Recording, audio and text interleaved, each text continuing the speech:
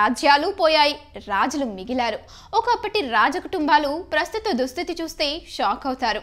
రాజులు పోయారు, రాజ్యాలు పోయాయి, ఇది ఒకప్పటి మాట. కానీ నేడు రాజ్యాలు పోయాయి, సంస్థానాలు పోయాయి, కానీ అలనాటి రాజులు మిగిలారు. విలాసవంతమైన కోట గోడల్లో గడిపిన జీవితాలు ఇప్పుడు మట్టి గోడల మధ్య విలపిస్తున్నాయి. ఎంతమంది సేవకులతో సపర్యలు చేయించుకున్న వాళ్ళు సేవకులుగా ఒకరి కింద చేయి చాచి బతికాల్సిన దుస్థితి. విలాసవంతంగా పంచభక్ష పరమన్నాలు తిన్నవారు కాస్త ఇప్పుడు పస్తులు పడాల్సి వస్తుంది. ఓడలు బల్లుగా, బల్లు ఓడలుగా మారుతున్నాయన్న నానుడికి ప్రత్యక్ష నిదర్శనం ఇప్పుడు చెప్పబోయే ఈ రాజుల గాథలు. వారు ఇప్పుడు ఎటువంటి దుర్భర జీవితాన్ని అనుభవిస్తున్నారో చూడండి. ఉస్మాన్ అలీ ఖాన్ నిజాం నవాబులలో చివరి నిజాం పాలకుడు.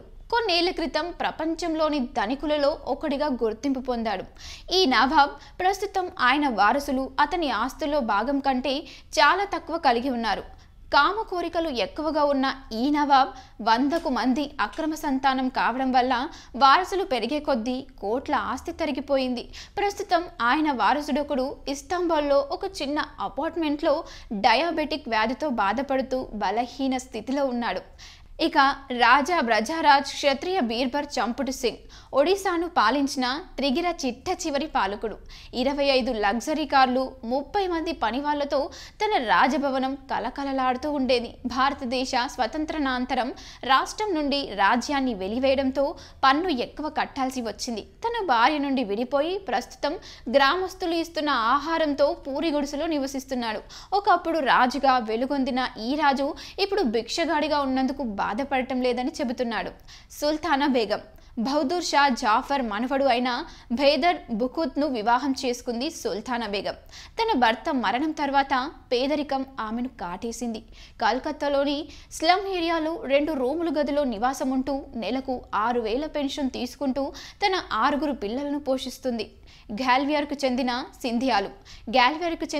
సింధియా రాజు మహారాజా జియాజీ రాజా పరిపాలనలో ఎంతో సంపద ఉండేది. ఆ సంపదను ఏదైనా విపత్తు జరిగినప్పుడు, ఇబ్బందికర పరిస్థితులు, ఆహార సమస్యలు వచ్చినప్పుడు మాత్రమే ఆయన ఖజానాలో డబ్బును వినియోగించేవాడు.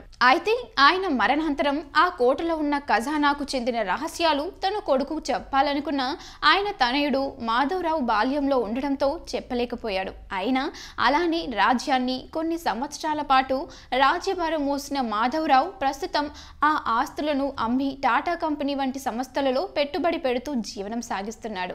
జియాసుద్దీన్ టూసీ మొఘల్ చక్రవర్తుల్లో ఆఖరి చక్రవర్తి అయిన జియాసుద్దీన్ ప్రస్తుతం ఓ అపార్ట్మెంట్లో రెంటుకు ఉంటూ తన 2 నిరుద్యోగ కొడుకులతో ప్రభుత్వం ఇచ్చే నెల పెన్షన్తో బ్రతుకుతున్నాడు. ఉత్రాడం తిరునల్ మార్తాండవర్మ ట్రావెన్సోర్ సామ్రాజ్య అధిపతి అయిన మార్తాండవర్మ దేశ ధనికుల్లో ఒకడు. వీరికి దైవ చింతన, ఆధ్యాత్మిక భావనలు ఎక్కువ. ఇంటి వెలవెల్పు అయిన పద్మనాభ స్వామికి కానుకలు బహుకరించేవారు. 2011లో పద్మనాభ స్వామి ఆలయం యొక్క ఖజానా సంపదకు ప్రభుత్వం రక్షణ కల్పించింది. కానీ ఆ రాజ్యవంశస్థులకు ప్రభుత్వం నుండి కానీ దేవుడు పేరు చెప్పుకొని ఎలాంటి నిధులు అందవని తెలిపింది. టిప్పు సుల్తాన్ వారసులు టైగర్ ఆఫ్ మైసూర్ అని టిప్పు సుల్తాన్ను పిలిచేవారు. టిప్పు సుల్తాన్ల పాలన ఎలా సాగిందో, వారు ఎంతటి ధైర్యవంతులో అందరికీ తెలిసిందే.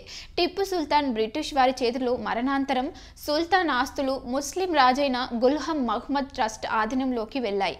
ప్రస్తుతం టిప్పు సుల్తాన్ వారసులు రిక్షావాలాలుగా తమ జీవితాన్ని గడుపుతున్నారు. సకినా మహల్ రాకుమారి ఒకప్పుడు రాజ్ మహల్లో దర్జాగా బ్రతికిన ఉత్తరప్రదేశ్కు చెందిన ఔధ రాజవంశస్థులు ప్రస్తుతం ఢిల్లీ అడవుల్లో తలదాల్చుకుంటున్నారు. తుగ్లక్ పాలనలో సకినా మహల్ వారి ఆధీనంలోకి వెళ్ళింది. ఇక 9 సంవత్సరాల న్యాయ పోరాటం తర్వాత రాజ్ మహల్ ఉపయోగించుకుంటున్నందుకు ఆమెకు ప్రభుత్వం నెలకు 500 రూపాయలు ఇచ్చేలా తీర్పునిచ్చింది.